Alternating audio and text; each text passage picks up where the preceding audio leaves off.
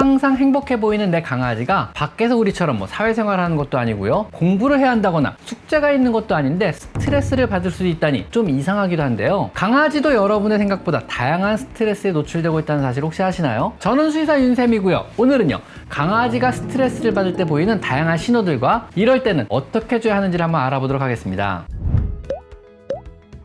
강아지가 받고 있는 스트레스는요, 홀로 있는 스트레스나 더위나 추위와 같은 온도에 의한 스트레스, 운동 부족과 같은 자유의 제한에서 오는 스트레스나 풍족하지 못한 먹이에 의한 스트레스, 혹은 단조로운 실내 생활에서의 스트레스 등 생각보다 다양한 스트레스에 노출이 되고 있습니다. 그럼 강아지가요, 스트레스를 받고 있다면요, 어떤 신호를 보내게 될까요?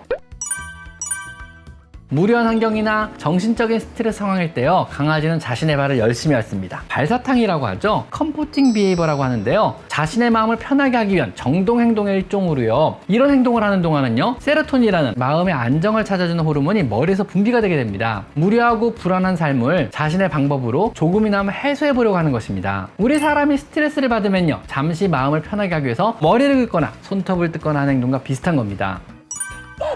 두 번째는요, 때로는 인형이나 방석 같은 것을 물고 돌아다니기도 합니다. 자신이 애착을 가지고 있는 인형이나 담요 등을 물고 우는 행위 역시 컴포팅 비헤이버 중 하나의 행동입니다. 자신이 애착하는 대상을 물고 다님으로써 스트레스 받는 상황이나 불안한 상황을 잠시 벗어나 기분을 전환하라는 나름의 의도이고요, 이때 발을 핥을 때와 마찬가지로 뇌에서는 세로토닌이 분비되며 마음의 불안감을 잠시나마 해소할 수 있게 됩니다. 하지만 오래되면 좋은 건 절대 아닙니다.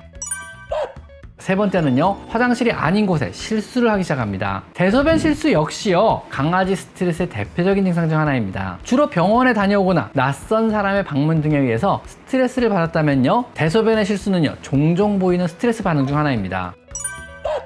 네 번째로, 여러분을 따라다니며 유난히 짖기도 합니다. 갑자기 애교가 많아진 것처럼 보일 수도 있습니다. 너무 무료한 환경에 오래 노출된 어린 강아지들이나 혹은 노령견에서 종종 보이는 현상입니다. 주로 홀로 있는 스트레스를 표현하는 방법으로요, 여러분에게 관심을 호소하는 행동을 보이고요, 집에 있는 동안에 안 떨어지려고 껌딱지처럼 여러분에게 치대기도 합니다. 화장실에 잠시만 들어가서 문이라도 닫으면요, 문 앞에 엎드려 있든가 문 앞에서 짖기도 합니다. 다섯 번째로, 식욕이 떨어지고요, 또 활동이 저하됩니다. 과도한 스트레스가 지속되면은요, 사람과 마찬가지로 입맛을 잃게 됩니다. 혹은 구석에 숨어서 잘 안 나오려고 하기도 합니다. 소심한 아이들은요, 잠을 많이 자게 되고요, 잘 안 움직이려고 합니다. 의욕이 없어지는 거죠.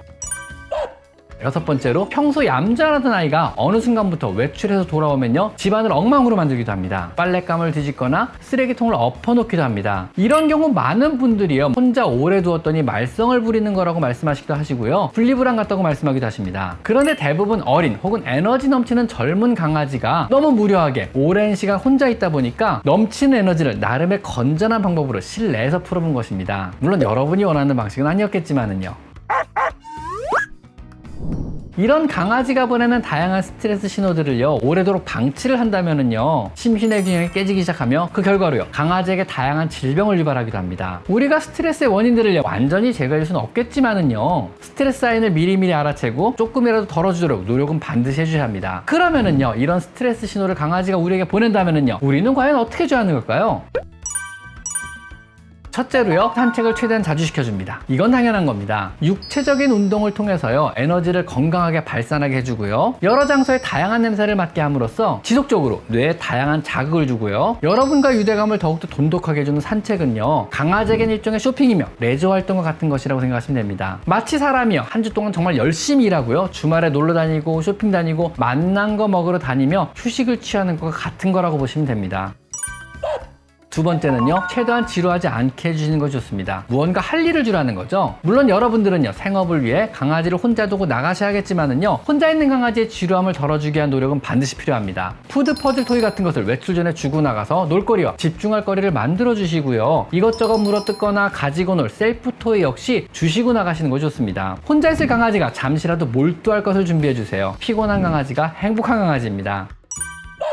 세 번째는요, 절대로 어떤 경우에도 소리치거나 야단치지 마세요. 훈련 목적이든 교육 목적이든 야단치는 것으로는요, 체벌을 하는 것으로는요, 아무런 목적을 달성할 수가 없습니다. 일단 알아들을 수가 없어요. 애들은요, 너무 고압적인 자세로 주인의 위치에서 지적을 하시면 안 됩니다. 가족이라 생각하고요, 항상 칭찬과 보상을 통해서만 적절한 교육이 가능하다는 것을 꼭 기억하셔야만 합니다. 체벌은 강아지에게 사실 교육의 효과도 없을 뿐만 아니라 여러분과의 유대감을 깨트리고요, 스트레스만 줄 뿐이라는 사실을 꼭 기억하셔야 합니다. 강아지는 죄책감이 없기 때문에 야단을 쳐도 못 알아듣습니다. 네 번째는요, 어디 아픈 곳은 없는지 항상 살펴보셔야 합니다. 강아지는 자신이 아픈 것을 잘 숨깁니다. 질병과 통증은요, 강아지에게 대표적으로 스트레스를 유발하는 주요 원인 중 하나인 것입니다. 스트레스 자체가요, 질병을 유발하기도 하지만은요, 질병 자체가 스트레스를 지속적으로 주게 되는 겁니다. 항시 평소 생활 속에서 잠이 늘진 않았는지, 물을 너무 많이 마시진 않는지, 체중이 지나치게 감소하진 않았는지, 식욕이 줄진 않았는지 등을 잘 살펴서 아픈 곳은 없는지 찾아봐야만 하는 겁니다. 말 못하는 강아지의 건강을 살피는 것은요, 보호자로서의 의무라는 것을 절대 잊으셔서는 안 됩니다.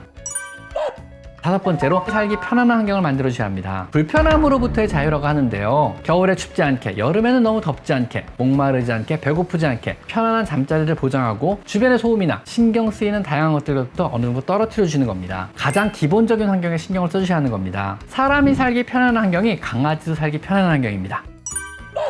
여섯 번째로요, 그렇다고요, 불쌍하다고 혹은 스트레스를 줄여보고자 강아지가 원하는 것을 모두 들어주셔서는 절대 안 됩니다. 스트레스를 줄여주는 것과 강아지 요구를 모두 들어주는 것과는 별개의 문제인 것입니다. 지나치게 이것저것 먹인다든가, 사람이 먹는 것을 원한다고 급여를 해본다든가, 원하기만 하면 놀아주고 산책을 시킨다든가, 이런 것들은요, 오히려 강아지의 육체적 혹은 정신적 건강을 해칠 수가 있습니다. 우리도 스트레스를 풀자고 너무 방만하게 놀기만 한다면은요, 육체적으로도 정신적으로도 피폐해지는 것은 마찬가지일 것입니다. 항상 규칙이라는 것이 있고요, 생활 패턴이라는 것이 있는 만큼요, 지킬 것을 정해서 정해진 것만큼만 주며 정해진 시간에 규칙적으로 산책을 시키고요, 놀아주시는 것이 강아지의 활력과 건강에도 도움이 되는 것을 꼭 명심하셔야 됩니다. 아셨죠?